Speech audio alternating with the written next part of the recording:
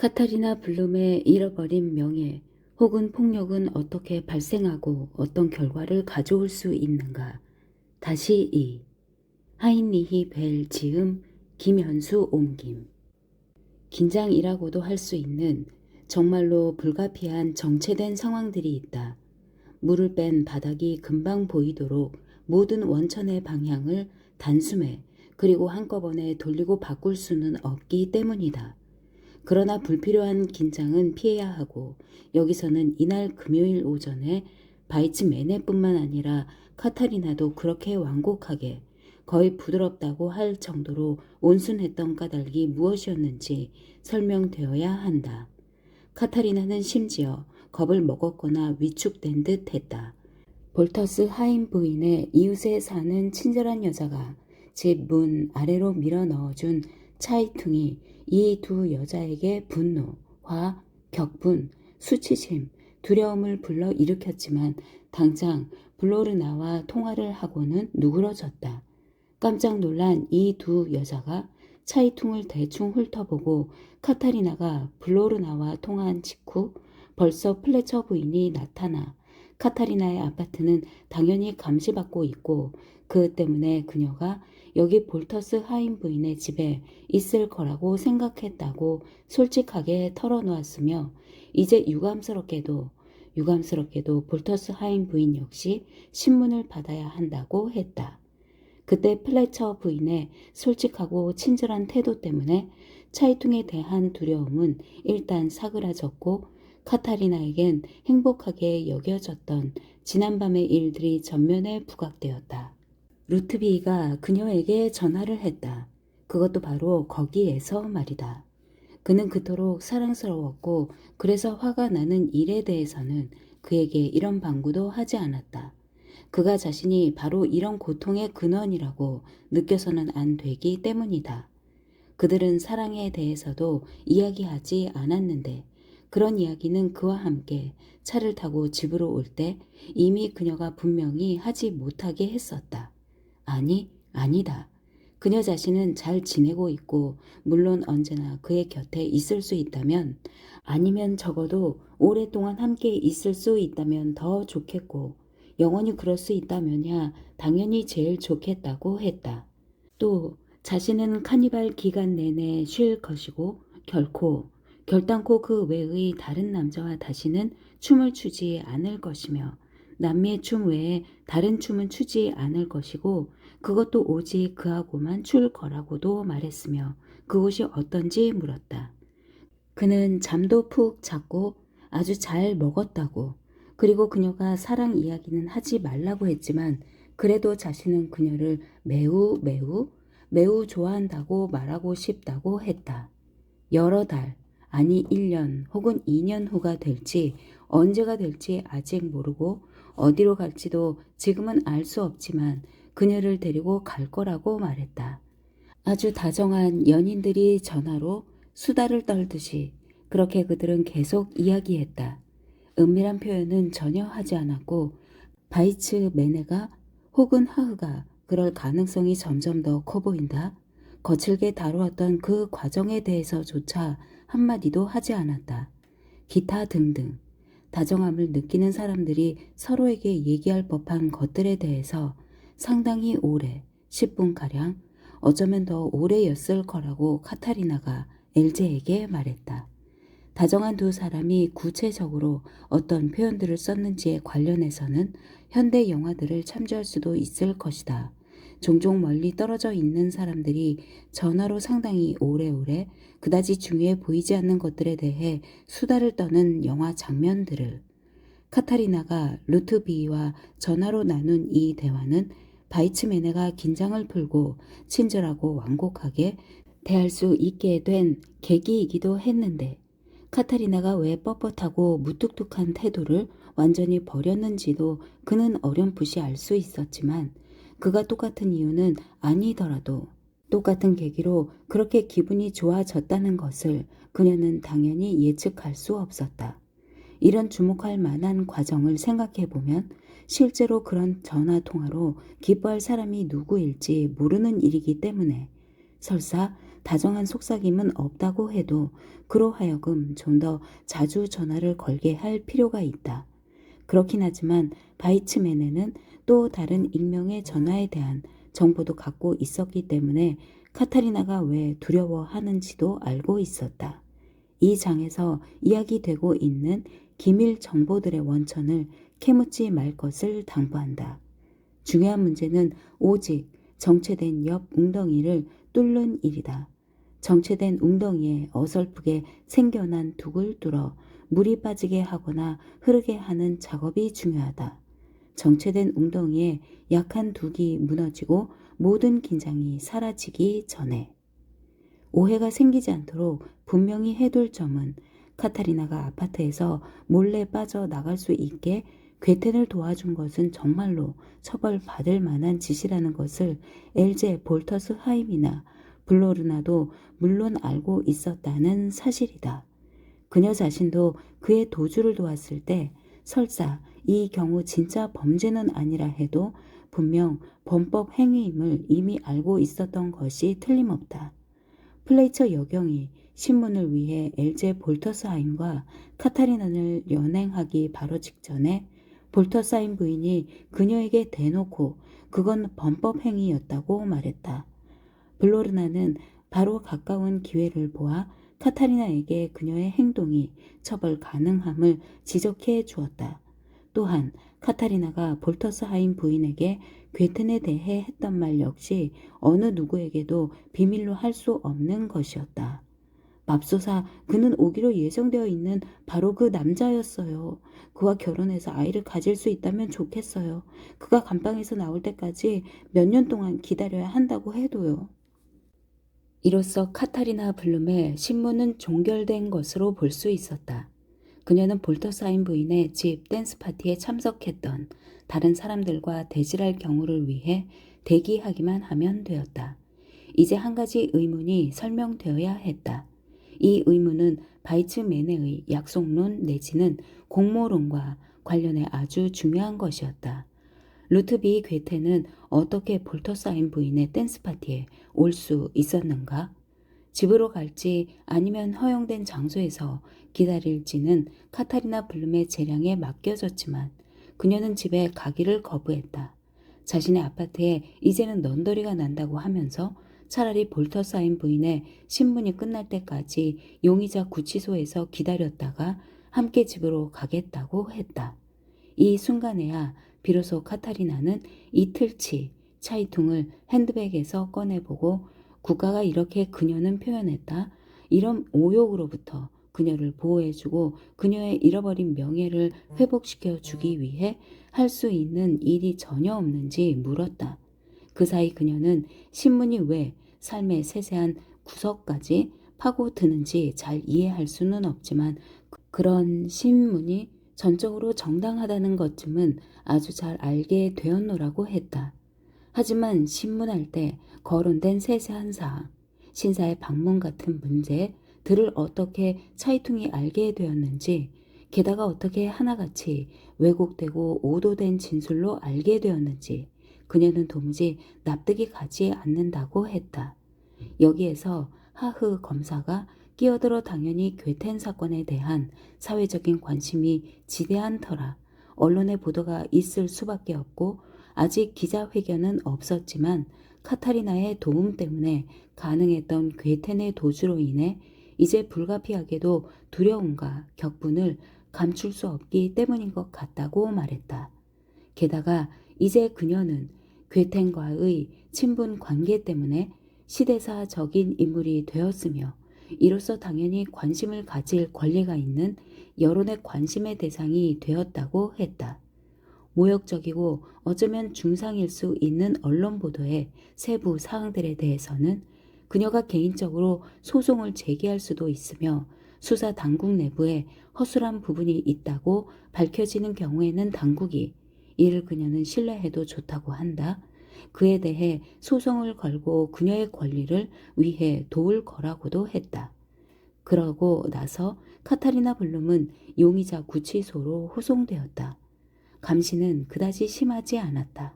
그저 더 젊은 여경보조 레나테 춘타흐를 그녀 옆에 있게 했다. 여경 보조는 무장하지 않고 그녀 옆에 머물렀다. 나중에 여경 보조가 보고한 바에 따르면 카타리나 블룸은 2시간 30여 분 동안 이틀치 차이퉁을 읽는 것 외에는 아무것도 하지 않았다. 차와 빵도 거부했다고 한다. 물론 공격적인 태도가 아닌 거의 친절하게 그러나 무감각한 표정으로 그녀 그러니까 레나테 춘타흐가 카타리나 블룸의 관심을 다른 데로 돌리려고 유행, 영화, 댄스들에 대한 대화를 시도했지만 그녀는 일체의 대화를 거부했다고 한다. 그러고 나서 그녀는 차이퉁 읽기에 완전히 몰두하고 있는 블룸을 돕기 위해 잠시 동료 휘프텐에게 감시를 맡기고 블룸이 연루되어 신문 받은 내용, 그녀가 수행했을 만한 역할에 관해 철저히 객관적인 형식으로 보도한 다른 신문들을 문서실에서 가져다 주었다고 한다. 3. 사면에 실린 짧은 기사에서는 블룸의 성과 이름을 전부 밝히지 않고 가정부 카타리나 B 양으로만 언급했다고 한다. 예를 들어 윰샤우 지에는 10줄 정도의 기사가 났고 물론 사진도 실리지 않았으며 전혀 결함 없는 사람이 불운하게 사건에 연루되었노라 보도했다고 한다. 그녀가 블룸에게 가져다 준 오려낸 신문기사 15장은 카타리나를 전혀 위로하지 못했고 그녀는 그저 이렇게 묻기만 했다고 한다.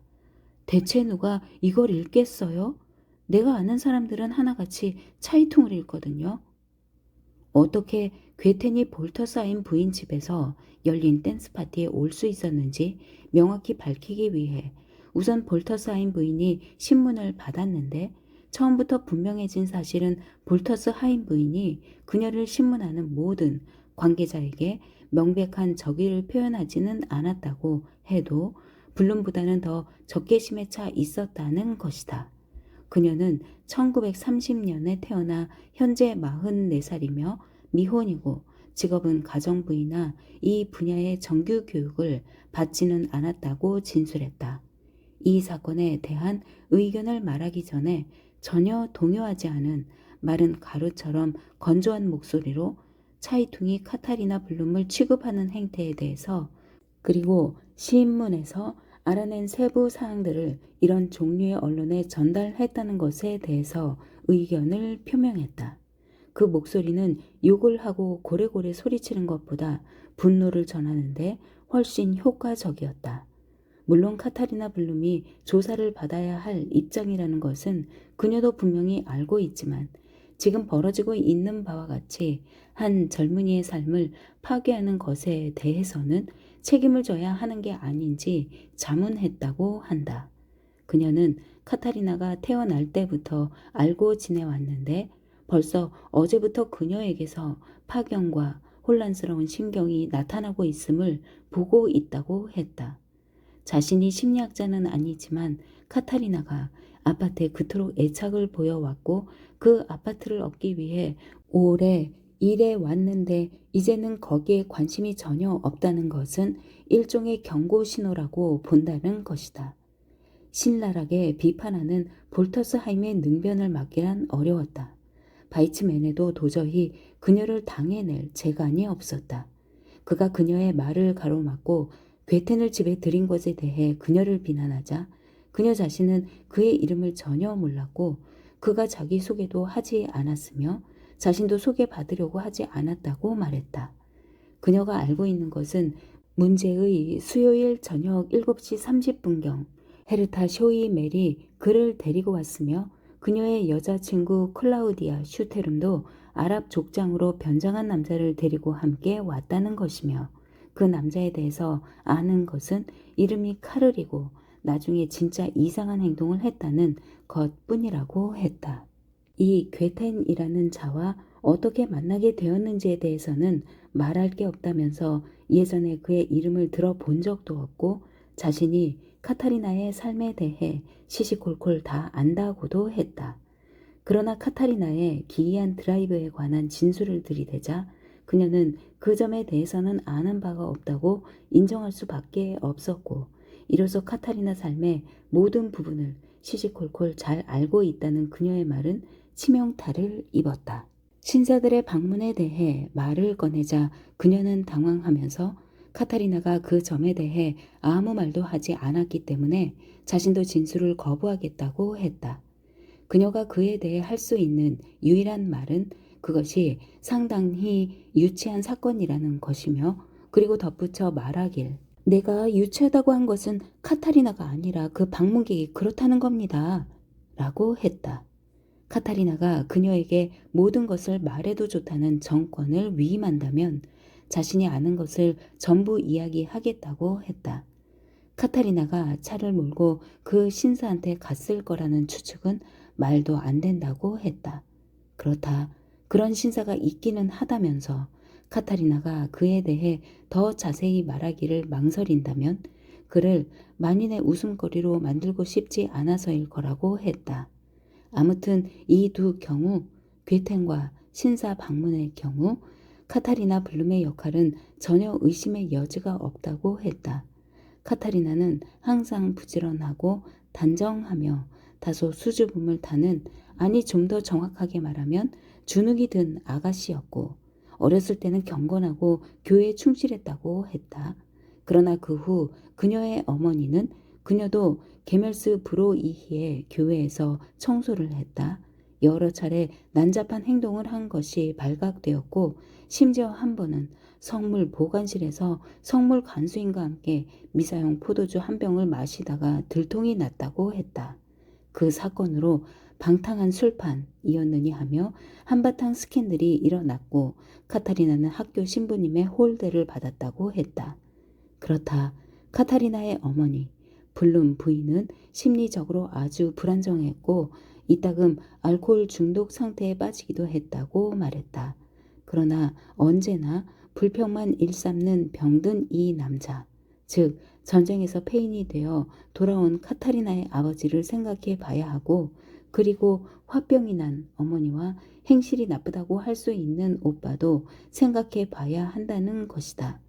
볼터스 하인 부인은 몹시 불행했던 결혼 생활에 대해서도 잘 알고 있다고 했다. 자기는 처음부터 그 결혼을 말렸다고 했다. 브레틀로는 전형적인 아첨꾼으로 그녀는 이런 표현을 사용하는 것에 양해를 구한다고 했다. 일반 관청이든 교회 소속 관청이든 어디서나 설설 기며 아부를 늘어놓을 뿐만 아니라 밉살스러운 허풍쟁이라고 했다. 그녀는 카타리나가 이른 나이에 결혼한 것이 끔찍한 가정 환경에서 도피하기 위한 것이었다고 생각하며, 보다시피 카타리나는 가정 환경과 신중하지 못했던 결혼 생활에서 벗어나자마자 바로 모범적으로 자신을 발전시켰다고 말했다. 그녀의 직업적인 자격은 의심의 여지가 없으며 그것을 그녀 볼터사인 부인은 구두로뿐만 아니라 필요하다면 서면으로도 확증하고 보증할 수 있고, 자신이 수공업 조합의 시험위원으로 있다고 말했다. 사적으로나 공적으로나 손님을 맞이하는 새로운 형식이 점점 더 조직화된 뷔페주의라고 불리는 형태로 유행함으로써 카타리나 블룸처럼 조직, 회계, 그리고 미적인 방면에서까지 최고로 교육받고 수련을 쌓은 여자들에게 기회가 많아졌다고 했다. 그렇긴 하지만 지금 차이퉁을 상대로 그녀의 명예회복이 이루어지지 못한다면 카타리나의 아파트에 대한 관심은 물론 직업에 대한 관심도 사라질 거라고 했다. 진술이 이 부분에 이르자 볼터스 하인 부인에게도 논쟁의 여지가 분명한 형태의 저널리즘을 형사적으로 추적하는 일은 경찰이나 검찰청의 소관이 아니라는 사실을 알려주었다. 언론의 자유를 경솔하게 침해해서는 안 되며 개인의 소송도 정당하게 취급되고 불법적인 정보의 원천에 대해서는 신원미상의 인물에 대한 소송이 제기된다는 걸 그녀는 믿어도 좋다고 했다. 여기에서 언론의 자유와 정보의 비밀 보장을 위해 거의 열정적이라 할 만큼 변론을 하며 제일 나쁜 사람들과 어울리지도 그런 무리 모임에 끼지도 않는 자는 언론에도 그를 거칠게 묘사할 빌미를 결코 주지 않는 법임을 단호히 강조한 사람은 바로 젊은 코르텐 검사였다. 그러나 이 모든 것, 즉 괴텐과 아랍 족장으로 변장한 불길한 느낌을 주는 카를의 등장이 눈에 띌 정도로 방만했던 이 사교 모임의 분위기를 설명해 준다고 했다. 그래도 그 점이 그에게는 아직 충분히 설명되지 않았다면서 관련되었거나 관련하고 있는 그 두 젊은 여자를 신문하면 납득이 갈 만한 설명을 듣게 되리라 예상한다고 말했다.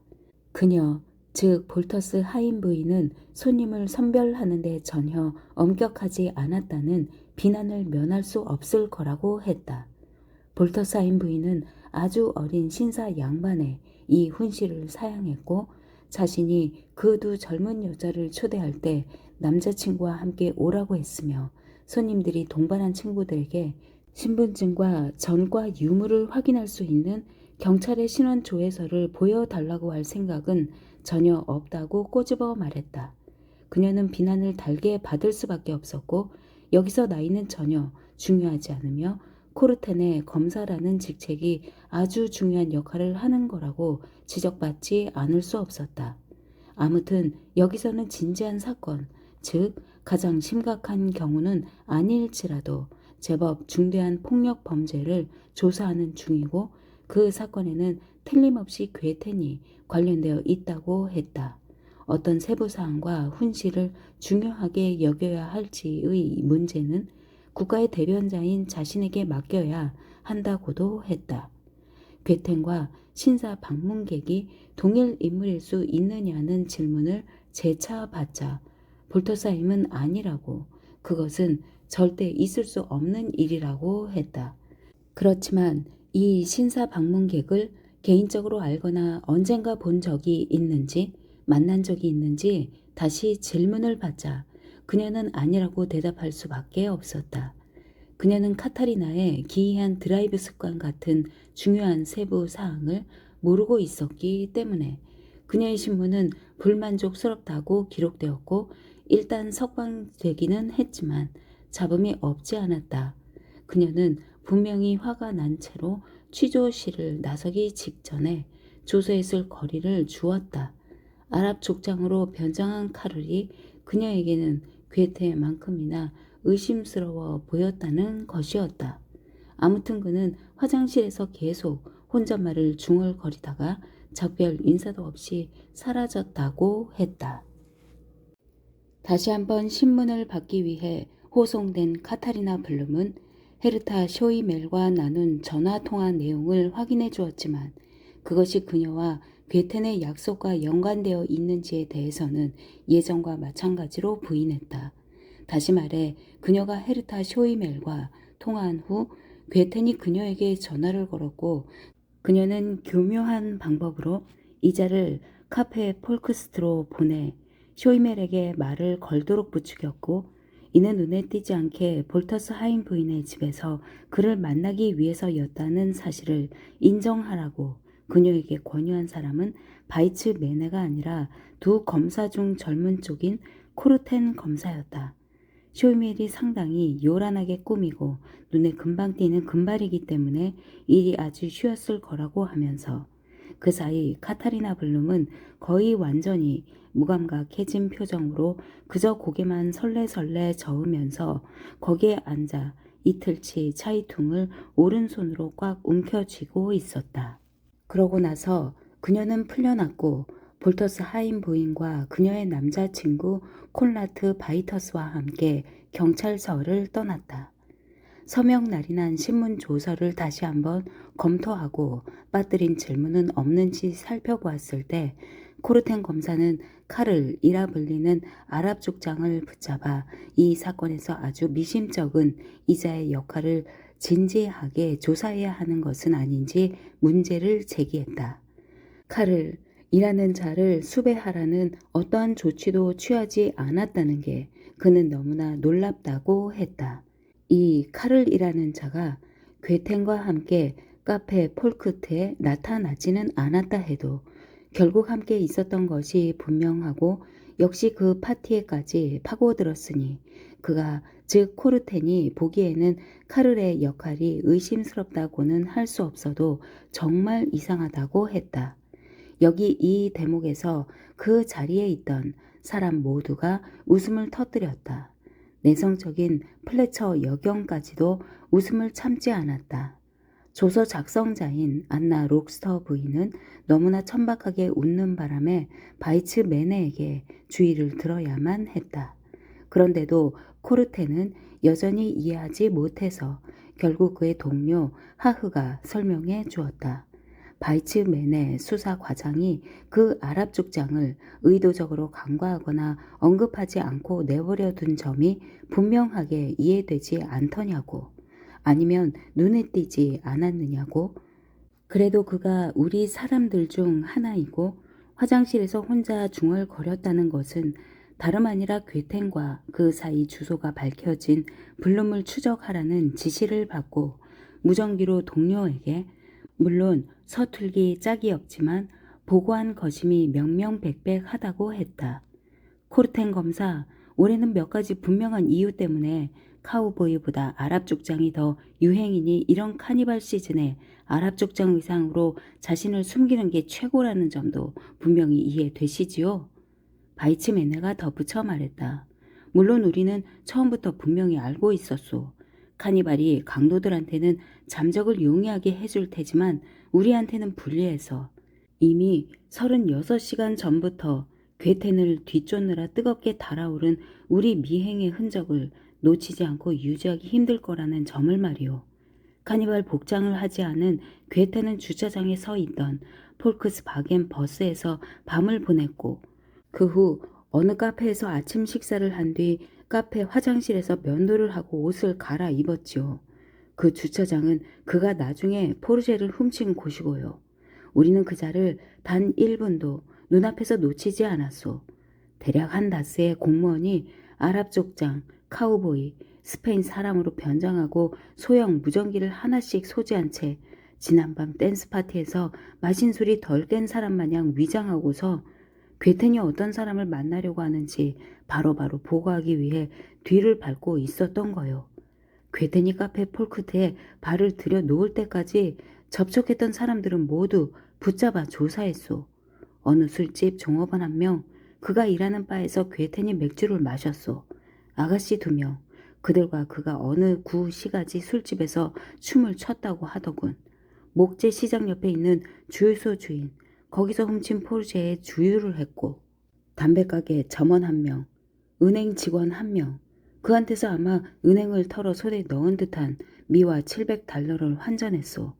이 사람들 모두 명명백백하게 계획적으로가 아니라 우연히 그와 접촉한 것이었음이 확인되었고, 이들 각자와 그가 주고받은 말들 중 단서가 될 만한 것은 한마디도 없었소. 그렇지만 블룸을 만난 것까지 우연이라고 생각하지는 않소. 그녀가 쇼이멜과 통화한 사실, 그녀가 아주 정확하게 볼터사인 부인의 집에 나타났다는 사실, 이 두 사람이 처음부터 그 빌어먹을 친밀함과 다정함으로 춤을 추었다는 사실, 그러고 나서 그들은 얼마나 잽싸게 내뺐던가. 이 모든 것은 만남이 우연이 아님을 말하는 거요. 그러나 무엇보다 중요한 것은 그녀가 그를 소위 작별 인사도 없이 가게 했고 틀림없이 그 아파트 단지에서 빠져나가는 길을 알려주어 우리의 삼엄한 감시를 벗어날 수 있게 했다는 사실이요. 우리는 그 단지를, 그러니까 그녀가 살고 있는 아파트 단지 내의 그 건물을 한순간도 놓치지 않고 감시했소. 물론 1.5평방킬로미터에 달하는 전 지역을 완벽하게 감시할 수는 없었소. 그녀는 도주할 수 있는 길을 잘 알고 있어 그 길을 그에게 알려주었던 게 틀림없고, 그뿐만 아니라 나는 그녀가 그에게 어쩌면 다른 이들에게도 숙소를 제공하는 역할을 했고 그가 어디에 있는지 정확히 알고 있다고 확신하오. 그녀의 고용주 집들은 이미 확인했고 그녀의 고향 마을도 수색했소. 여기서 볼터사인 부인을 신문하는 동안 그 집도 다시 한 번 더 철저하게 수색했소. 그러나 아무것도 나오지 않더군요. 내 생각에는 그녀를 자유로이 돌아다니게 하는 게 제일 나을 것 같소. 그녀가 실수를 하도록 말이오. 그럼 어쩌면 그녀가 남기는 흔적이 이 미심쩍은 신사들의 방문을 통해 그의 거처로 이어질지도 모르지. 아파트 단지 내의 도주로는 블로르나 부인을 통해 알게 되었을 거라고 난 확신하오. 요사이 우리한테도 빨갱이 투르데라고 알려진 블로르나 부인 말이오. 그녀는 이 단지의 설계에 참여했었소. 여기서 첫 번째 역류 정체, 즉 이야기의 흐름을 거꾸로 돌려서 그 흐름이 앞으로 진전되지 못하고 정체된 현상인 회상법이 거의 끝나서 금요일에서 다시 토요일에 이르렀다는 것을 알아야 한다. 모든 방법을 동원해 더는 이야기의 흐름이 막히지 않게 하고 불필요하게 긴장이 누적되는 것도 피할 것이다. 이런 현상을 완전히 피한다는 것은 어쩌면 불가능하겠지만 카타리나가 금요일 신문이 끝난 후 엘제 볼터스 하임과 콜라트 바이터스에게 자기 아파트에 먼저 들르자면서 제발 같이 아파트로 올라가 달라고 청했다는 사실이 어쩌면 많은 것을 시사하는지도 모르겠다. 그녀는 무섭다고 말했다. 다시 말해 지난 목요일 밤 괴텐과 통화한 직후 그녀가 신문할 때는 아니라도 공공연하게 괴텐과 전화 연락을 한다고 말했다는 사실을 생각하면 제3자는 그녀의 무고함을 인정하지 않을 수 없을 것이다. 뭔가 아주 끔찍한 일이 일어났다고 했다. 그녀가 괴텐과 통화하고 수화기를 막 내려놓자마자 또다시 전화벨이 울렸고 그녀는 괴텐일 거라는 희망을 억누르지 못한 채 곧장 수화기를 들었다고 했다. 그러나 전화기에서 흘러나온 것은 괴텐의 음성이 아니라 섬뜩할 정도로 낮은 남자의 목소리로 거의 속삭이듯이 그녀에게 추잡한 얘기를 짓거려 댔다는 것이었다. 불쾌했던 것, 아니 가장 불쾌했던 것은 그자가 같은 아파트 주민이라고 밝히면서 그녀가 그리도 다정함을 원할 때 왜 그렇게 멀리서만 남자를 찾느냐며 그는 이미 그녀에게 모든 종류의 다정함을 서비스할 준비가 되어 있고 그럴 수 있다고 한 것이다. 그렇다. 이런 전화 때문에 그녀가 한밤중에 엘지에게 갔던 것이라고 했다. 그녀는 두렵고 특히 전화가 무섭다고 하면서 괴텐이 그녀의 전화번호를 가지고 있고 그녀는 그의 번호를 모르기 때문에 여전히 전화에 희망을 걸고 있지만 동시에 전화를 무서워하고 있다고 했다. 이제 여기서 알리지 않으면 안 되는 사실은 블룸 앞에는 끔찍스러운 일만 기다리고 있다는 것이다. 우선 지금까지 그녀의 삶에서는 그다지 큰 역할을 하지 않았던 편지함이 문제였다. 그녀는 사람들이 그렇게 하니까 습관처럼 편지함을 들여다보긴 했지만 대개 헛수고였다. 그런데 금요일 오전에는 편지함이 정말 터질 듯 했다. 하지만 카타리나는 결코 기쁘지 않았다. 결국 엘제 볼터스 하임과 바이터스가 가진 방법을 동원해 편지와 인쇄물들을 그녀가 보기 전에 치워버리려고 했지만 그녀는 흔들리지 않았고 아마 자신이 사랑하는 괴텐이 살아있다는 징표를 발견하기를 희망하면서 대략 20통쯤 되는 우편물을 하나하나 살펴보았다. 루트비히에게서는 아무 소식도 받지 못한 게 틀림없었고 그녀는 그 쓰레기통 뭉치를 핸드백에 쑤셔 넣었다. 엘리베이터를 타는 것 자체가 이미 고통이었다. 아파트 주민 2명도 함께 타고 올라갔기 때문이다. 아랍 족장으로 가장한 거짓말처럼 들리겠지만 언급하지 않을 수 없다. 한 신사는 분명히 애써 거리를 두려고 구석에 바싹 몸을 붙이고 서 있다가 다행히 5층에서 먼저 내렸고 안달루시아 여인의 복장을 한 미친 소리처럼 들리겠지만 사실이다. 한 부인은 가면으로 얼굴을 가린 채 카타리나로부터 등을 돌리지도 않고 바로 옆에 서서 뻔뻔스럽고 가혹한 갈색 눈으로 거리낌 없이 호기심에 가득 차서 그녀를 훑어보았다. 그녀는 9층을 지나 더 위로 올라갔다. 경고하건대 더 끔찍한 일이 닥칠 것이다. 마침내 카타리나가 바이터스와 볼터스 하임 부인의 부축을 받으며 아파트에 발을 들여놓았을 때 전화벨이 울렸고 이번에는 볼터스 하임 부인이 카타리나보다 더 빨리 달려가 수화기를 들었다. 그녀의 놀란 표정도 창백해지는 얼굴도 보였으며 빌어먹을 새끼, 비겁한 놈 하고 중얼거리는 소리도 들렸다. 그리고 그녀는 영리하게도 수화기를 제자리에 올려놓지 않고 전화기 옆에 두었다. 볼터스하임 부인과 바이터스가 카타리나에게서 우편물을 빼앗으려고 애썼지만 헛수고였다. 그녀는 편지와 인쇄물 뭉치를 방금 핸드백에서 꺼낸 이틀치 차이퉁과 함께 꼭 움켜쥐고 우편물들을 뜯어보겠다고 고집을 피웠다. 어쩔 수 없었다. 그녀는 하나도 빠짐없이 전부 읽었다. 모든 우편물이 익명은 아니었다. 익명이 아닌 제일 두툼한 편지 한 통은 인팀 페어 잔트 하우스라는 통신 판매 회사에서 온 것으로 갖가지 섹스 용품 목록을 그녀에게 제시했다. 그것은 카타리나의 심정에 이미 지독한 충격을 가했는데 더 몹쓸 것은 누군가가 손으로 덧붙여 쓴 글귀였다. 이것이야말로 진정한 다정함이다. 간단히 말해, 아니 차라리 그보다 통계적으로 말하자면 나머지 18통의 우편물 중 익명의 엽서 7통은 손으로 쓴 음탕한 섹스 광고였고 어떤 식으로든 공산주의자들의 암퇴지라는 말을 사용했다.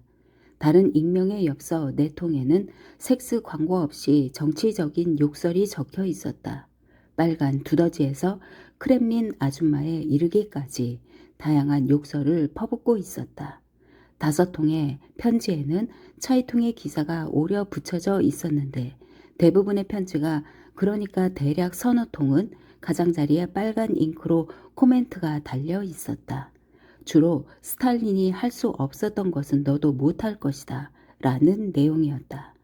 2통의 편지는 종교적인 경고를 담고 있었는데 두 경우 모두 동봉한 종교적인 책자에 이렇게 적어 놓았다. 넌 기도하는 법을 다시 배워야 한다. 가련한 탕하야. 그리고 무릎을 꿇고 회개하라. 신은 아직 너를 완전히 포기하지 않았다. 이 순간에야 비로소 엘제 볼터스하임은 누군가가 문 밑으로 밀어넣은 쪽지를 발견했다. 다행히 카타리나가 보기 전에 그 쪽지를 숨길 수 있었다. 너는 왜 내가 보낸 다정함의 카탈로그를 사용하지 않니? 내가 널 강제로 행복하게 해 주어야겠니? 내가 그리도 업신여기며 거절했던 너의 이웃, 내가 너에게 경고하마. 쪽지는 인쇄체로 쓰여 있었는데 그 필체에서 엘제 볼터스하임은 그가 의학 교육까지는 아니더라도 대학 교육은 받았을 거라고 생각했다. 카타리나가 거실에 있는 작은 홈 바로 가서 쉐리, 위스키, 레드 와인과 얼마 전에 개봉한 체리 시럽 병을 하나씩 집어 들고는 특별히 흥분하는 기색도 없이 흠집 하나 없는 벽을 향해 내던졌고 그것들이 산산조각 나서 내용물이 이리저리 흘러내리는 모습을 볼터스하임 부인도 콜라드 바이터스도 전혀 말릴 생각을 못하고 그저 바라보고만 있었다는 것은 정말 놀랄만한 일이다. 그녀는 작은 부엌에서도 똑같은 행동을 했다. 거기에서는 토마토 케첩, 샐러드 소스, 식초, 우스터 소스를 같은 목적으로 사용했다. 욕실에서는 크림 튜브, 크림병, 파우더, 분말, 목욕용품들을 침실에서는 5대 콜롱병을 던졌다는 것을 덧붙여야 할까? 그때 그녀는 이미 자신이 계획을 세웠던 대로 행동하는 것처럼 보였고 전혀 흥분하지 않았으며 너무나도 확신에 차 있고 충분히 설득력이 있어 보여서 엘제 볼터스하임과 콜라드 바이터스로서는 도저히 말릴 수 없었다.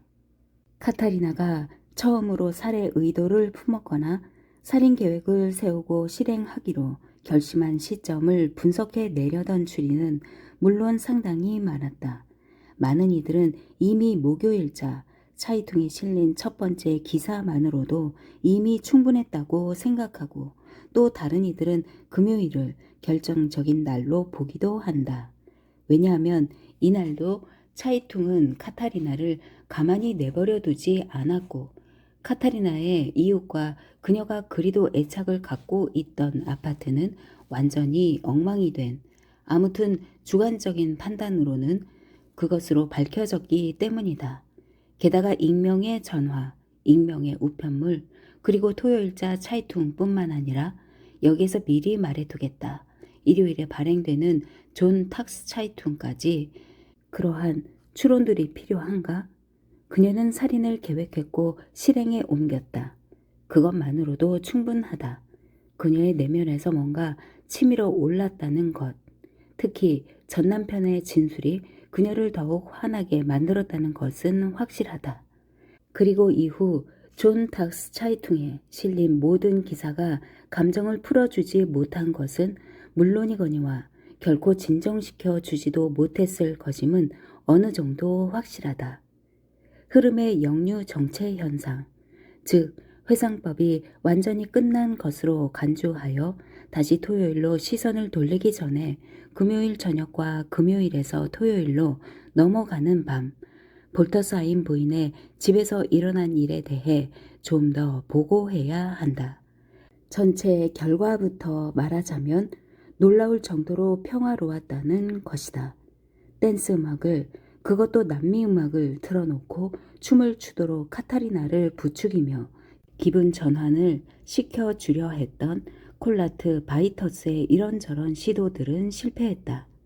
카타리나를 차이퉁이나 익명의 우편물들로부터 떼어 놓으려는 시도 역시 실패했고, 이 모든 일이 엄청나게 중요한 것도 아니고 지나고 나면 괜찮아지는 일시적인 것이라고 표현하려던 시도도 마찬가지였다. 더 나쁜 상황들도 극복해 오지 않았던가. 어린 시절의 불행, 그 몹쓸 브레틀로와의 결혼 생활, 어머니의 알코올 중독과 완곡한 표현으로 타락, 결국 크루트의 비틀거리는 삶에도 책임이 있는 어머니의 그런 모습 등을 말이다. 일단 괴텐이 안전하지 않은가?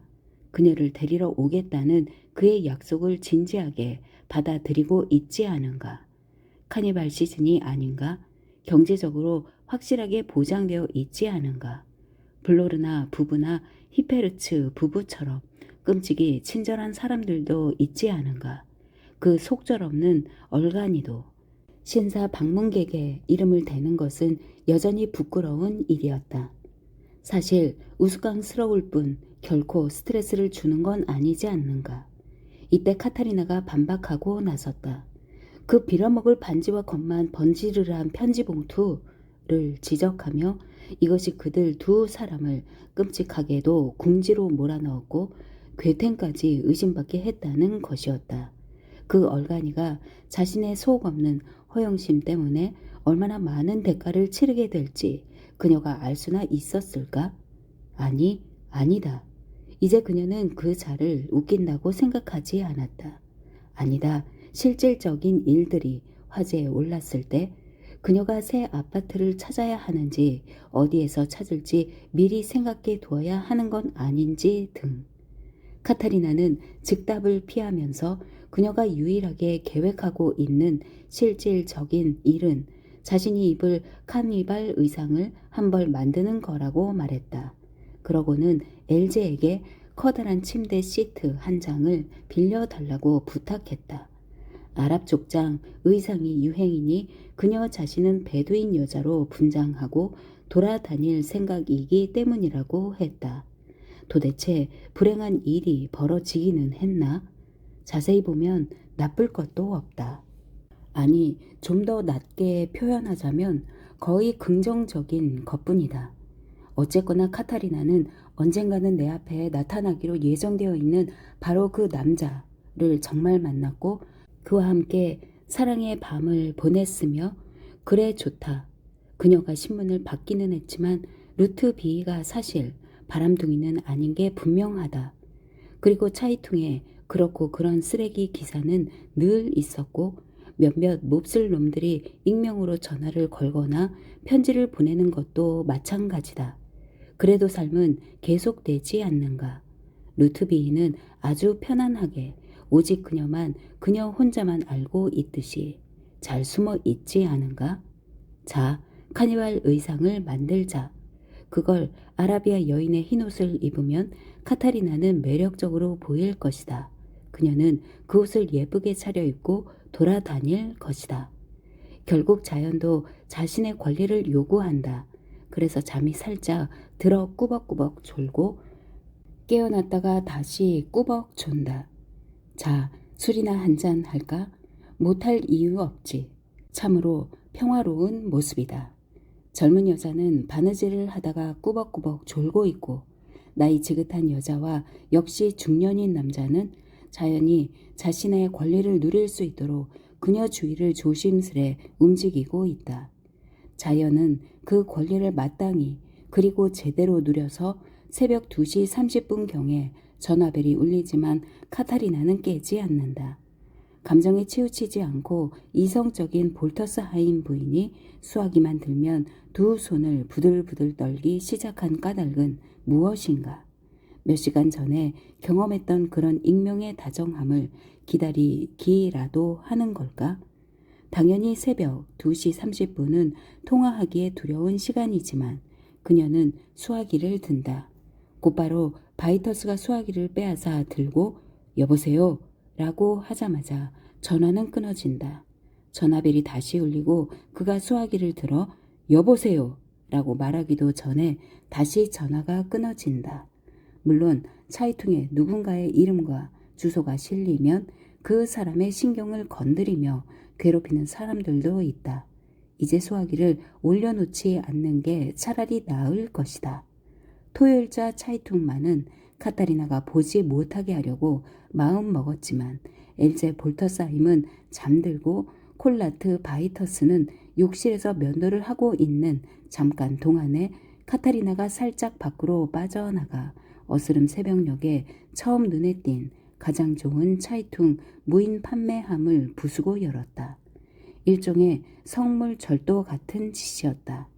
왜냐하면 그녀가 돈을 내지 않고 차이퉁을 빼냄으로써 차이퉁의 신뢰를 악용했기 때문이다. 여기서 역류 정체 현상은 일단 끝난 것으로 볼 수 있다.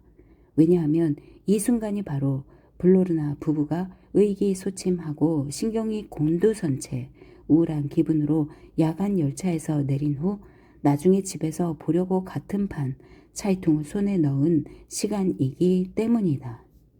블로르나 부부에게는 불쾌한, 그것도 아주 불쾌한 토요일 아침이다. 딱히 지난밤 이리저리 흔들리는 침대 칸에서 거의 잠을 자지 못하고 뒤척였기 때문만도, 딱히 차이퉁 때문만도 아니었다. 블로르나 부인은 그 신문에 대해 이 패스트가 세상 어디든 쫓아다니니 어느 곳도 안전하지 못할 거라고 말했다.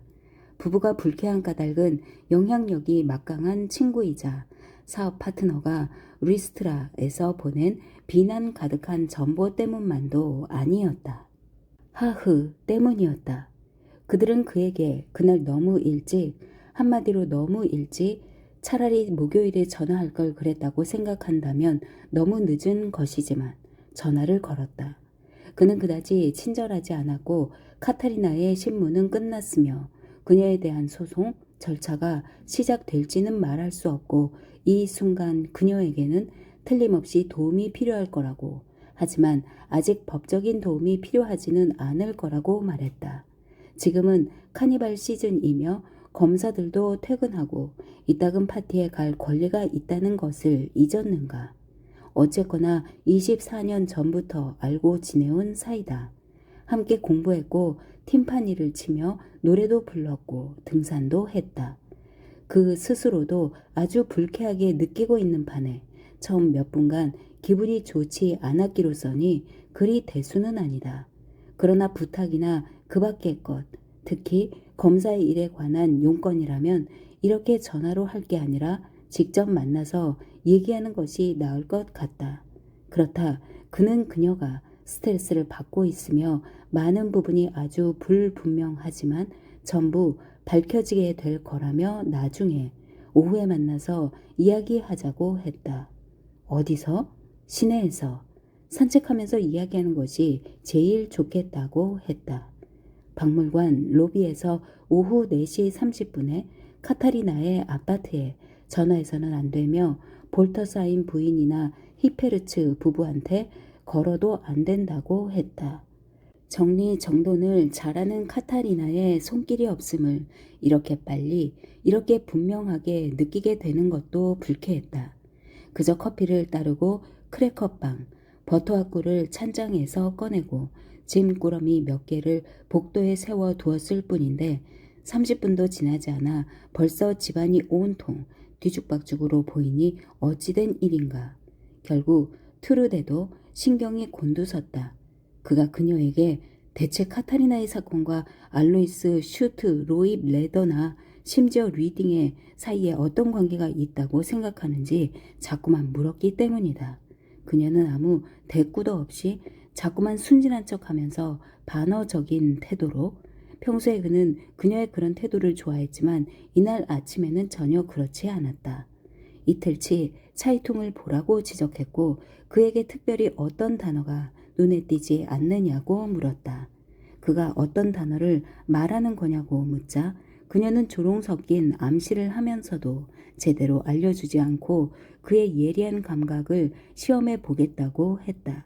그래서 그는 이 쓰레기를 한 사람을 세상 끝까지 추적하는 이 빌어먹을 쓰레기를 읽고 또 읽었지만 읽을수록 집중할 수가 없었다. 그 쓰레기에 날조된 표현들이나 빨갱이 트루데라는 표현에 대한 분노가 점점 고조되어 마침내 항복하고 트루데에게 도와달라고 비굴하게 부탁했다.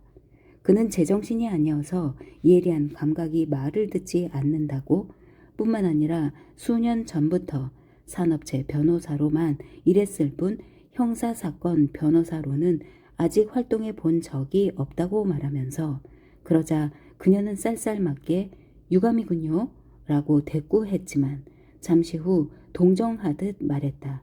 신사방문이라는 단어가 눈에 띄지 않던가요? 내가 신사방문이라는 단어를 전보와 관련시켰던 게 조금도 이상하지 않았어요? 누가 이 괴팅을 아니 괴탄을 보고 신사라고 할까요?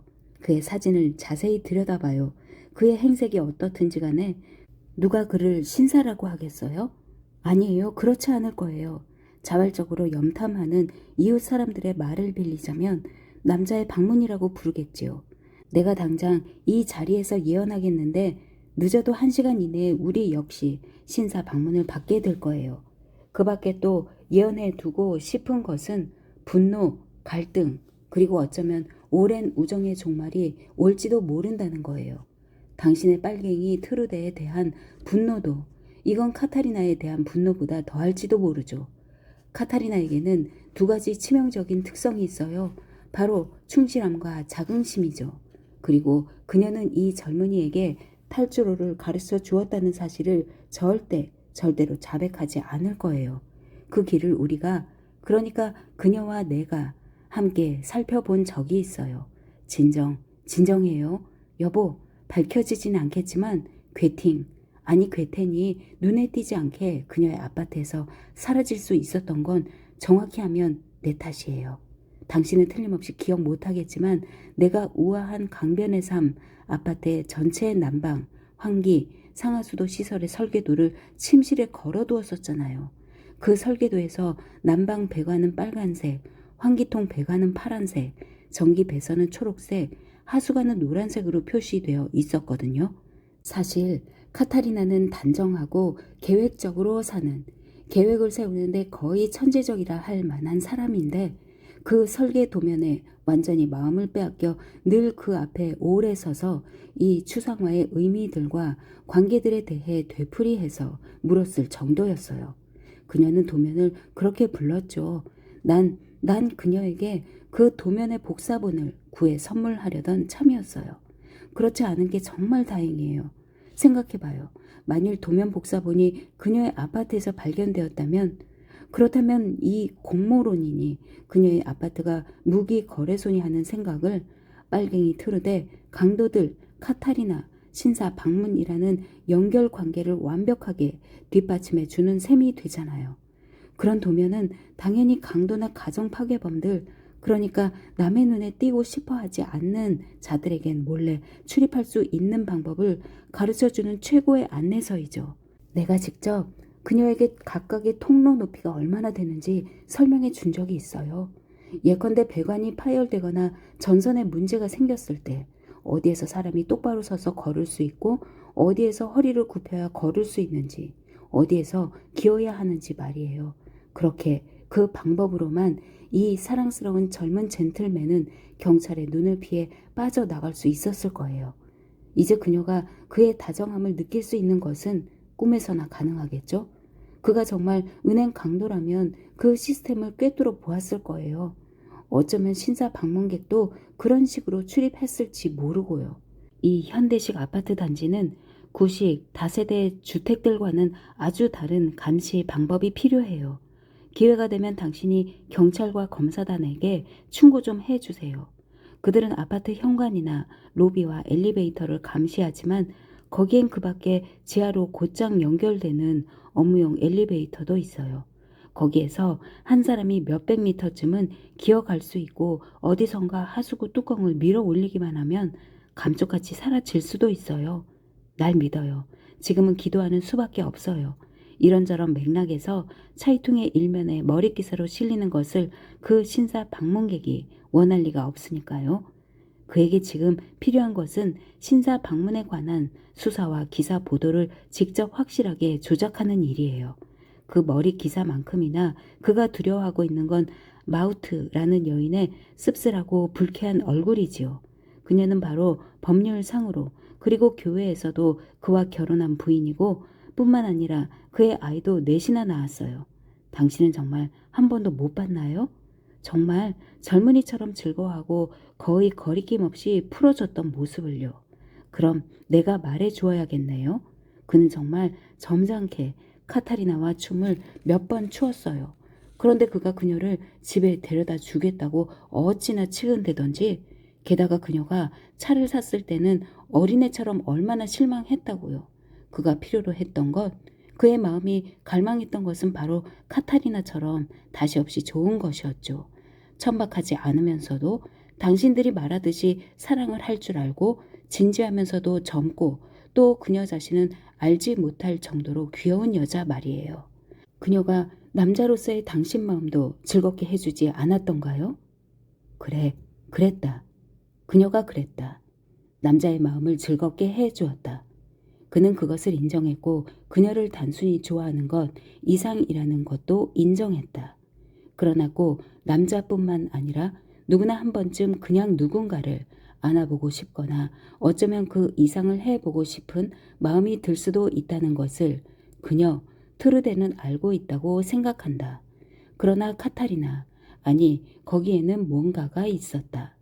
그를 결단코 그녀의 신사 방문객으로 만들지 않았던 뭔가가 그로 하여금 신사 방문객이 되는 것, 아니 좀 더 잘 표현해 보자면 신사 방문객이 되려고 시도하는 것을 막았다면, 그러니까 뭔가가 그가 신사 방문객이 되는 것을 불가능하게 만들었다면 그건 아마 그가 말하는 것처럼 그녀, 즉 트루데에 대한 존중과 배려가 아니라 바로 카타리나에 대한 존중, 그래 거의 경외에 가까운 존중 혹은 그 이상, 그녀의 그렇다 빌어먹을 그녀의 순수함에 대한 사랑, 가득한 경외심이었을 것이고 그것을 그녀도 잘 알고 있다고 했다. 아니 순수함 그 이상인데 적절한 표현을 그는 못 찾겠다고 했다. 이것이 아마도 카타리나에 대한 기묘하고 다정하면서도 냉담한 마음이라며 그가 카타리나보다 15살이나 많고 또 살면서 무슨 일이 있을지는 신만이 안다고 해도 카타리나가 자신의 망가진 삶을 움켜쥐고 어떻게 다시 시작했고 계획성 있게 잘 꾸려 나갔는지 잘 알고 있으며 그것이 그가 신사 방문객이 되지 못하게 막았다는 생각을 늘 가졌었다고 했다. 그녀가 너무 상처받기 쉽고 빌어먹을 정도로 상처받기 쉬워서 그녀 자신이나 그녀의 삶을 그가 망칠까봐 두려웠기 때문이다. 알로이스가 정말 신사 방문객이었다는 것이 밝혀진다면 블로르나는 간단히 말해 그의 면상을 후려 갈길 것이다. 그렇다 그녀를 도와야 한다. 도와야만 한다. 그녀는 이런 트릭을 이런저런 신문을 당해 낼 재간이 없다. 이제 너무 늦었지만 오늘 중으로 그녀를 구해내겠다고. 그러나 여기서 그는 시사하는 바가 많은 이런 생각을 중단했다. 왜냐하면 트루데가 특유의 무뚝뚝한 말투로 신사 방문객이 차를 막 현관 앞에 댔어요 라고 말했기 때문이다. 여기서 금방 확인되어야 하는 사실은 그때 아주 화려하게 장식한 렌터카를 타고 나타난 슈트로 입 레더의 면상을 블로르나가 정말 후려치지는 않았다는 것이다.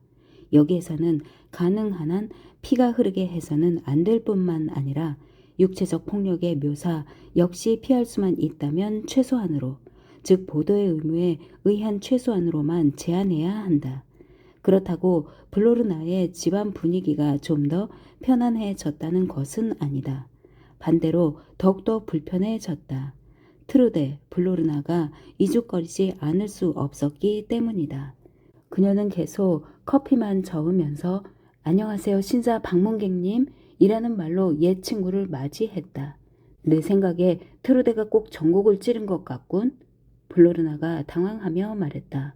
그렇군. 다만 그것이 항상 적절했는지는 자문해 봐야겠지. 스트로입 레더가 말했다.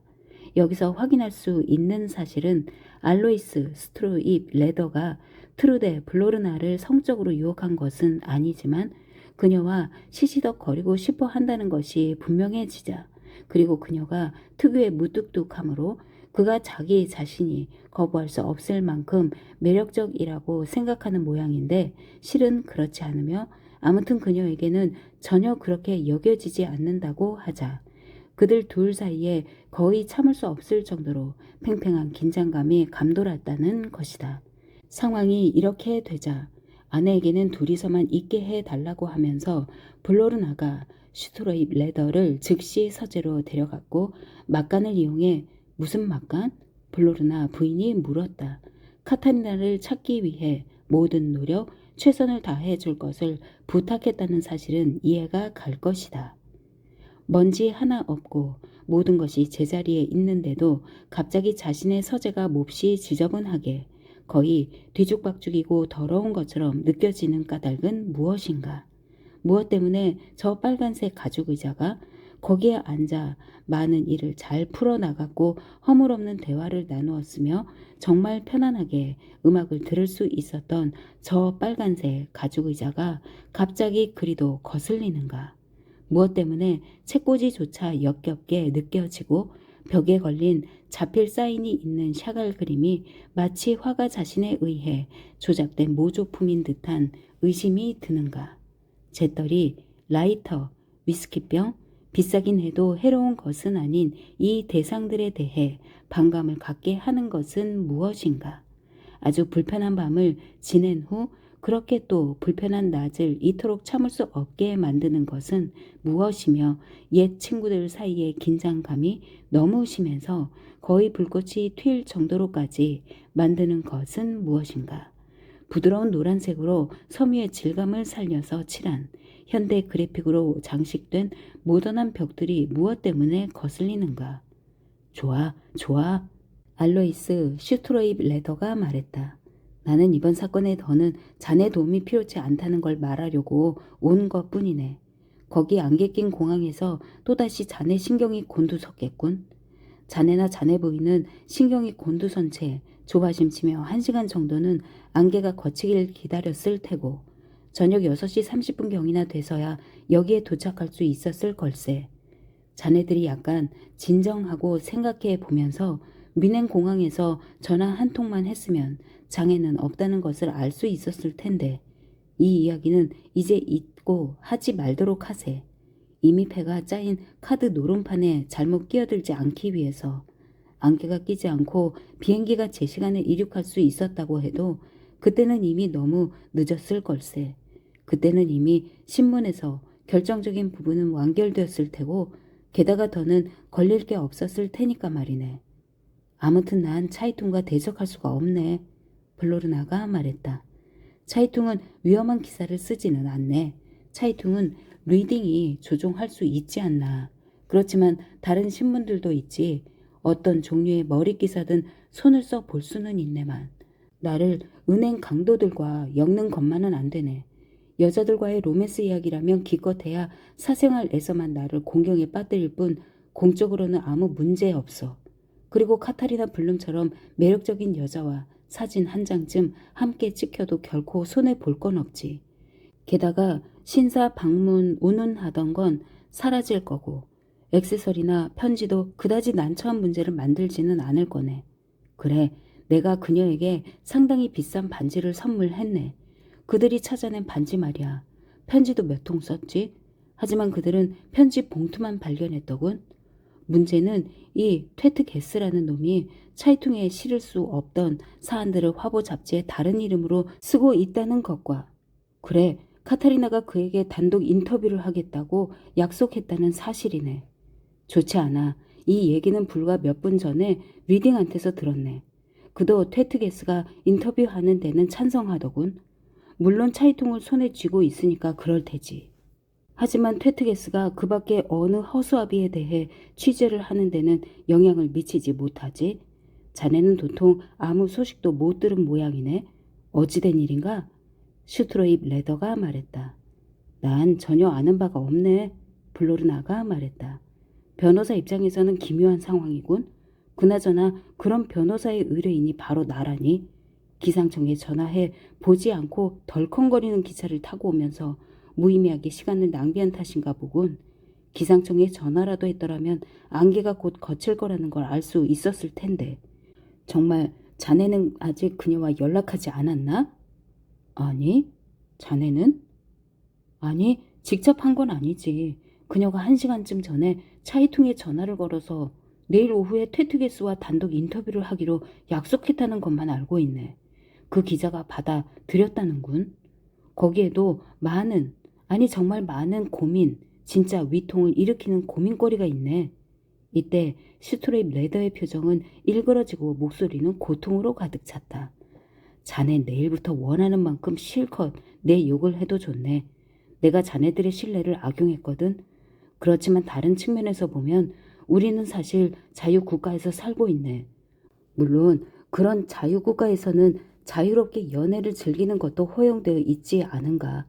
날 믿어주게. 난 그녀를 돕기 위해 모든 것을 다할 생각이네. 내 명예까지도 모험에 걸겠네.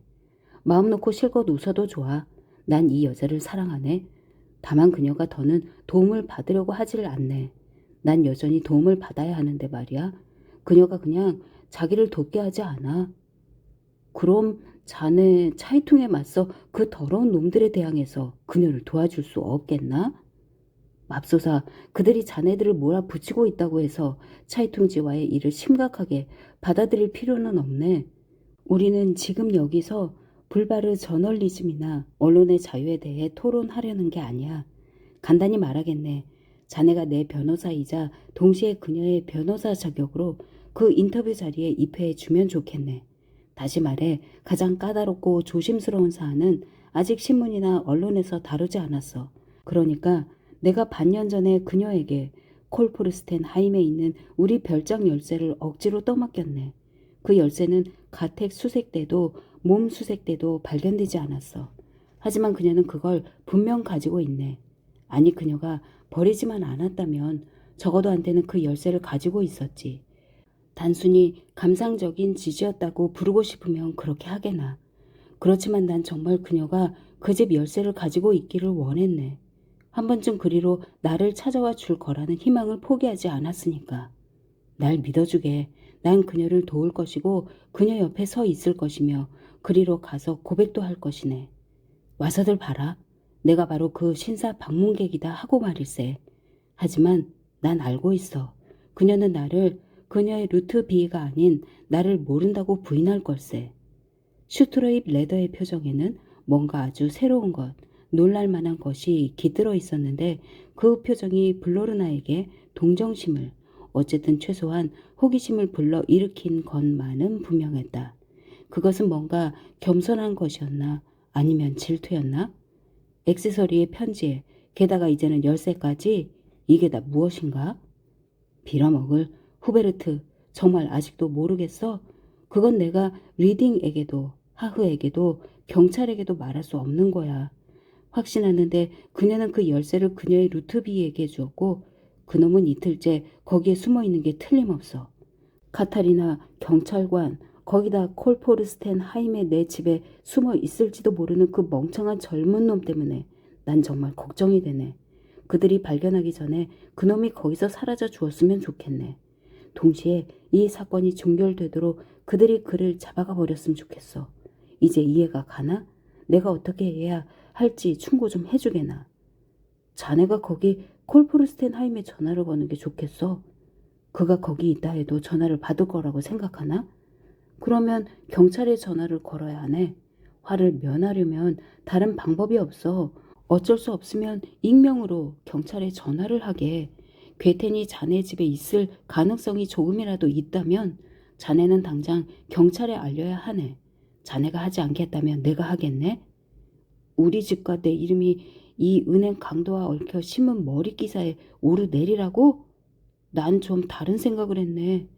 내 생각에는 자네가 그리로 그러니까 콜포르스텐 하임으로 가봤으면 좋겠는데 내 변호사 자격으로 모든 게 제대로 되어 있는지 한번 살펴보기 위해서 말이야. 이런 때 내가 휴가를 급히 중단하고 돌아왔다는 것을 차이퉁이 이미 알고 있는 이 카니발 시즌의 토요일에? 그래 고작 자네 주말 별장에서 모든 게 제대로 되어 있는지 살펴보기 위해 휴가를 중단했다고? 냉장고는 여전히 잘 가동되는지 상태가 어떤지 살펴보려고? 보일러 온도계는 적당히 맞추어져 있는지 깨진 유리창은 없는지 홈바는 충분히 갖추어져 있는지 침대 시트는 찬기에 다소 습해지지 않았는지 이런 걸 살펴보려고 명망 높은 산업체 변호사가 그것도 수영장까지 딸린 저택을 소유하고 빨갱이 트루데와 결혼한 변호사가 갑자기 휴가를 중단하고 오나? 자네는 그게 정말 영리한 생각이라고 여기나? 차이퉁의 기자님들이 내 일거수일투족을 주시하고 있을 게 뻔하니 마당에 기차에서 내리자마자 크로커스가 곧 피어날지 갈란투스가 벌써 꽃망울을 터뜨렸는지 보려고 자네 별장으로 달려간다는 게 말이 되나? 그 사랑스러운 루트비가 총을 제법 잘 쏜다는 게 이미 입증되었다는 사실은 차치하고라도 자네는 정말 이게 좋은 생각이라고 여기나? 빌어먹을 자네 말에 반어나 위트가 섞여 있는지는 모르겠네만 난 내 변호사이자 친구인 자네에게 사적 일하기보다는 공적인 성격이 더 강한 일을 부탁하는 걸세. 그런데 자네는 고작 갈란투스나 들먹거리는군. 이 사건은 어제부터 극비에 붙여져서 오늘 아침부터 우리는 어떤 정보도 받지 못하고 있네. 우리가 알고 있는 것은 모두 차이퉁을 통해서 듣게 된 것이네. 다행히 리딩이 그 신문사와 잘 아는 사이지. 검찰청과 경찰은 내무부와 전화 한 통 하지 않네. 리딩은 내무부와도 좋은 관계를 갖고 있는데 말이야. 이건 생사가 달린 문제네, 후베르트. 이때 트루데가 노크도 없이 라디오를 들고 들어와 차분히 말했다. 이제 죽을 일은 없겠네요. 이제는 사는 게 문제예요. 다행이에요. 그들이 그 젊은이를 붙잡았어요. 어리석게도 그는 총을 쐈네요. 그러고는 경찰이 쏜 총에 맞아 부상을 당했어요. 그러나 생명에는 지장이 없대요. 알로이스, 바로 당신의 정원에서 그랬다는군요. 콜포르스텐 하임 말이에요. 수영장과 포도나무 넝쿨을 올린 정자 사이에서 그런 일이 있었대요. 리딩의 협력자 중 한 사람의 호화 빌라라느니 50만 마르크를 호가한다느니 그런 말을 하고 있어요. 게다가 진짜 젠틀맨이 또 있군요. 우리의 착한 루트비가 제일 처음 한 말이 바로 카타리나는 이 일과 전혀 상관이 없다는 것이었다는군요. 그건 순전히 개인적인 연애 사건으로 사람들이 그를 비난하는 범행들과는 눈꼽만큼도 상관없고 그 범행도 그는 여전히 부인하고 있대요. 아마 유리창 몇 장은 새로 갈아 끼워야겠어요. 알로이스, 거기서 제법 탕탕거리며 총소리가 났대요. 당신 이름은 아직 거론되지 않았지만 마우트에게 전화라도 걸어주어야 하지 않을까요? 그녀는 틀림없이 흥분했을 거고 위로가 필요할 테니까요. 게다가 괴텐과 동시에 다른 장소에서 소위 공범자라는 사람을 3명이나 붙잡았어요. 이 모든 게 바이츠 메네라는 어떤 수사 과장의 대대적인 성과라는군요. 신의 하나 알로이스, 당장 출발하시죠. 당신의 선량한 아내의 기분을 풀어주기 위해 신사 방문을 하시라고요. 이 대목에서 우리는 블로르나의 서재에서 이 공간의 실내 장식이나 환경과는 전혀 어울리지 않는 육탄전이 벌어졌을 법하다고 상상할 수 있을 것이다. 사실 슈트로입 레더는 트루데 블로르나에게 달려들어 멱살을 잡으려고 했지만 그녀의 남편에게 저지되고 숙녀에게 폭력을 행사하려 들지 말라는 주의를 들었다고 한다. 그랬다고 한다. 슈트로입 레더는 곧이어 숙녀의 정의가 저렇게 독설을 퍼붓는 여자에게도 해당되는지 모르겠다고 말하면서 상황에 따라서는 특히 비극적인 사건을 이야기하는 경우에는 더더욱 그렇게 비꼬는 식으로 말해서는 안 된다고 했다. 그리고 그가 한 번만 더 한마디라도 재수없는 말을 더 듣게 되면 그때는 그래 그때는 정말 다 끝장이라고 말했다고 한다. 그랬다고 한다. 그가 아직 집을 나서지 않았고 블로르나가 트루데에게 너무 지나쳤다고 말할 틈을 찾지 못하고 있을 때 그녀가 그의 말을 딱 자르며 말했다. 카타리나의 어머니가 간밤에 죽었어요. 사실 난 그녀를 쿠이르 호흐 자켈에서 만난 적이 있어요. 마지막으로 반전시키거나 끌어들이거나 옆길로 흐름을 유도하는 작업이 시작되기 전에 여기에서 소위 기술적으로 끼어들어 한마디 해야겠다. 이 이야기에서는 너무나 많은 일이 벌어지고 있다. 이 이야기는 난감하고 다 다룰 수 없을 만큼 파란만장하다. 이것이 이 이야기의 단점이다. 물론 프리랜서로 일하는 어느 가정부가 기자를 살해한다면 그건 상당히 우울한 이야기다. 그런 경우는 실상을 낱낱이 밝히거나 최소한 설명하려고 시도는 해야 한다. 그러나 집에 고용한 가정부 때문에 힘들게 얻은 스키 휴가를 중단한 성공한 변호사 이야기로 무엇을 할 수 있는가? 사업가들, 부업으로 교수이자 정당의 간사를 겸하는 그러니까 미성숙하고 감상적인 기분으로 바로 이 가정부에게 별장 열쇠를 게다가 자기 자신까지 억지로 떠맡긴 사업가들의 이야기로 무엇을 할 수 있는가? 알다시피 두 경우 모두 성과가 없다. 이들은 한편으로 매스컴을 타기를 원하지만 단지 특정한 방식으로만 그럴 뿐이다. 그저 동시에 이야기 될 수 없는 지속적인 흐름 내지는 자연스러운 이야기 진행을 방해하는 사물과 사람들일 뿐이다. 그들은 소위 면역성이 없기 때문이다. 도청 장비를 계속 요청하고 지급받아온 형사계 공무원들 이야기로는 또 무엇을 할 수 있는가? 더 간단히 말하자면 이 모든 것이 너무나 새어나가기가 쉬우나 정작 결정적인 순간에는 보고자에게 충분히 전달되지 않는다. 왜냐하면 이런저런 이야기를 하흐나 몇몇 경찰관들, 몇 여경들에게서 들을 수 있기는 하지만 그들이 말한 것은 어떤 것도 정말 어떤 것도 간접적으로조차 증명할 수 없기 때문이다. 그런 것은 법정에서도 확인되지 않고 진술조차 되지 않을 테니까 말이다. 그런 것은 증거를 댈 수가 없다. 공개할 가치가 조금도 없다. 예를 들어 그 도청에 관한 모든 이야기가 그렇다. 당연히 전화전 도청은 수사를 위한 것이다. 그렇지만 도청은 수사 당국이 아닌 다른 관청이 실행하기 때문에 그 결과를 공식적인 소송 절차에서 사용해서는 안 될 뿐만 아니라 절대 거론해서도 안 된다. 무엇보다 전화를 도청하는 사람들의 심리는 어떨까? 오로지 자신의 의무만을 성실히 시행하는 나무랄 데 없는 한 공무원이 소위 명령에 의해서는 아니라고 해도 분명히 생계가 걸려 있으므로 어쩔 수 없는 상황에서 자신의 의무를 다하느라 도청을 할 때 무슨 생각을 할까? 난 모르는 어느 주민이 우리는 그를 여기서 간단히 다정함 제한자라고 하자 소위 단정하고 깨끗하며 흠잡을 대라고는 거의 없는 카타리나 블룸과 같은 사람과 어떻게 전화통화를 하는지 그 공무원이 엿들어야 한다면 그때 그는 무슨 생각을 할까? 그는 윤리적으로 혹은 성적으로 아니면 두 가지로 다 흥분하게 될까? 수녀라는 별명을 가진 사람이 쉰 목소리가 신음하듯 위협하듯 내놓은 제안 때문에 마음속 깊이 상처받을 때 그는 분노할까? 동정심을 갖게 될까? 아니면 야릇한 쾌감을 느낄까? 아무튼 표면적으로 많은 일이 일어난다. 하지만 그 이면에서는 더 많은 일이 벌어진다.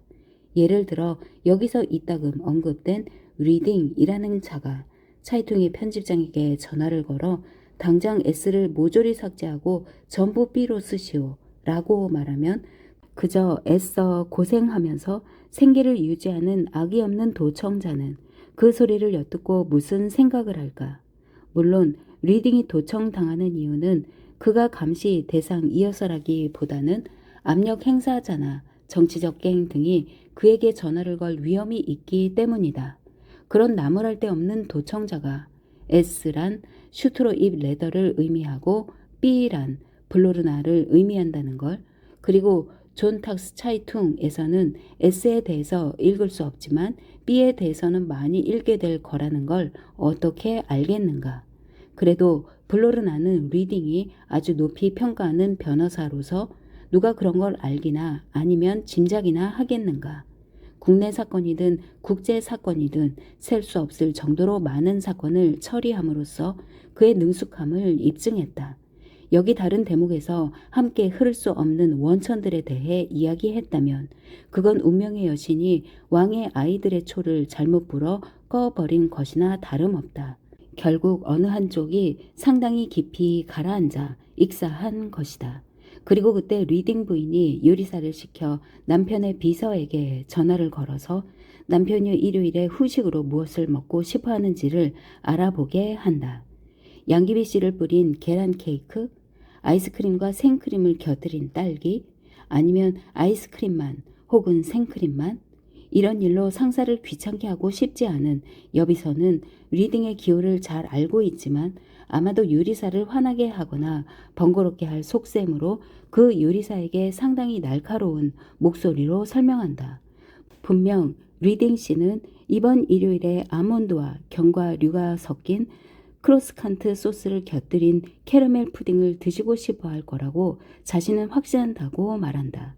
당연히 리딩의 기호를 잘 아는 요리사도 반박한다. 그런 얘기는 처음 들으며 혹 비서가 자신의 기호를 리딩 씨의 것과 혼동하지 않은 게 분명한지 리딩 씨가 바라는 후식을 직접 말할 수 있도록 전화를 연결해 줄 수는 없는지 묻는다. 그러자 때때로 회의의 수행 비서로 리딩 씨와 함께 다니고 어느 팰리스 호텔이나 국제관에서 식사를 같이 해본 여비서는 식사할 때면 그는 언제나 크로스칸트 소스를 곁들인 캐러멜 푸딩을 먹는다고 주장한다. 요리사가 말하길 그렇지만 일요일에는 그녀, 즉 여비서와 함께 여행하는 게 아니라면서 리딩이 후식으로 무엇을 먹고 싶은지는 바로 그가 만나는 모임에 따라 좌우되는 것이 아니겠느냐고 한다. 기타 등등 기타 등등. 마지막에는 양귀비 씨를 뿌린 계란 케이크에 대해 한동안 설왕설래하고 이런 대화 전체가 납세자가 지불하는 세금으로 녹음기에 녹음된다. 물론 이런 대화에서 무정부주의자들의 암호가 사용되고 있지는 않은지, 계란 케이크가 수류탄 같은 것을 의미하지는 않는지, 혹은 딸기와 함께 곁들인 아이스크림이 폭탄을 의미하지는 않는지 세심한 주의를 기울여야 하지만 녹음 기사는 어쩌면 이들에게도 걱정거리는 있다고, 그런데 그런 걱정거리라면 자신도 있었으면 좋겠다고 생각할지도 모른다. 왜냐하면 그의 걱정거리는 아마 딸이 가출했다거나 아들이 마약 중독에 빠졌다거나 아니면 집세가 또다시 올랐다거나 하는 문제일 수 있기 때문이다. 이 모든 것, 이 녹음 작업이 그저 리딩을 겨냥한 폭발물 위협이 한번 거론된 적이 있었기 때문에 이루어지고 있다. 이렇게 해서 그 순진한 공무원 혹은 직원은 마침내 처음으로 양귀비 씨를 뿌린 계란 케이크가 무엇인지 듣게 된다. 그에게는 계란 케이크 하나만으로도 이미 충분한 주 요리가 될 것이다. 표면적으로 드러나는 일은 많다. 그러나 우리는 그 배후에서 무슨 일이 일어나는지 전혀 모른다. 이 녹음을 한번 들어볼 수 있었으면 좋겠다. 마침내 뭔가를 들어보기 위해서 말이다. 예컨대 엘제 볼터스 하인 부인과 콜라트 바이터스가 얼마나 친밀한 사이인지, 아니면 도대체 그런 사이이기나 한 건지 들어보기 위해서 말이다. 이 두 사람의 관계가 문제가 된다면 친구라는 말은 무슨 의미인가? 그녀가 그를 자기 또는 여보라고 부르는지 아니면 그냥 콜라트 혹은 코니라고 부르는지, 그들이 서로 애정 표현을 한다면 어떤 종류의 애정 표현을 언어로 주고 받는지, 콘서트를 열어도 될 만큼 아니면 최소한 합창에 적합한 바리톤 성량을 가지고 있다고 알려져 있는 그가 혹 전화로 그녀에게 노래를 세레나데나 대중가요 아리아를 불러주지는 않는지, 아니면 과거에 경험했거나 계획하고 있는 성적인 친밀함을 노골적으로 이야기하는지, 그것을 기꺼이 알고자 한다. 대부분의 사람들은 텔레파시만으로는 신뢰할 만한 연락을 취할 수 없기에 그래도 믿을 만해 보이는 전화기에 손을 뻗는다. 상부 기관들은 자신들이 관할 공무원과 직원들에게 심리적으로 지나친 것을 기대하고 있다는 것을 분명히 알고나 있을까? 한번 가정해보자. 외설적인 성향을 가진 어떤 사람이 일시적으로 혐의를 받고 있어서 도청이 허락되었는데 그가 마찬가지로 외설적인 당시의 애인에게 전화를 건다고 생각해보자. 우리는 자유국가에 살고 있고 자유로이 그리고 솔직하게 서로 이야기를 나눌 권리가 있고 당연히 전화상으로도 그럴 수 있다는 이유로 혹시 남자든 여자든 상관없이 점잖거나 심지어 도덕적으로 매우 엄격한 어떤 사람의 귀에 모든 이야기가 윙윙거리며 전달되거나 녹음기로부터 흘러가게 해도 좋은가? 그것을 책임질 수 있는가? 정신과 상담은 보장되어 있는가? 공공서비스, 운송과 교통 분야의 노동조합은 그런 점에 대해 뭐라고 하는가? 사람들은 기업가, 무정부주의자, 은행장, 은행 강도와 은행 직원들을 신경 써 돌본다. 그렇지만 우리의 국립 녹음기 부대는 누가 걱정해 주는가? 교회는 이에 대해 아무 할 말이 없는가? 풀다시의 주교회나 독일 카톨릭 중앙위원회는 이제 어떤 대책도 내놓을 수 없는가? 왜 교황은 침묵하고 있는가? 여기 이 순진한 자의 귀에는 캐러멜 푸딩에서 지나친 포르노에 이르기까지 모든 것이 엄청나게 부담스럽다는 것을 아무도 짐작하지 못하는가? 그런데도 사람들은 젊은이들에게 공무원의 삶을 걷도록 권하고 있다. 공무원이 되면 그들은 누구의 수중에 들어가게 되는가? 전화윤리 위반자들에게 인계된다. 여기에 마침내 교회와 노동조합이 함께 일할 수 있는 영역이 있다. 그래도 최소한 도청자들을 위한 교육 프로그램이 계획될 수도 있을 것이다. 녹음기 사용에 관한 교육과 더불어 역사 교육 프로그램도 세울 수 있다. 거기에는 그다지 많은 비용이 들지 않는다.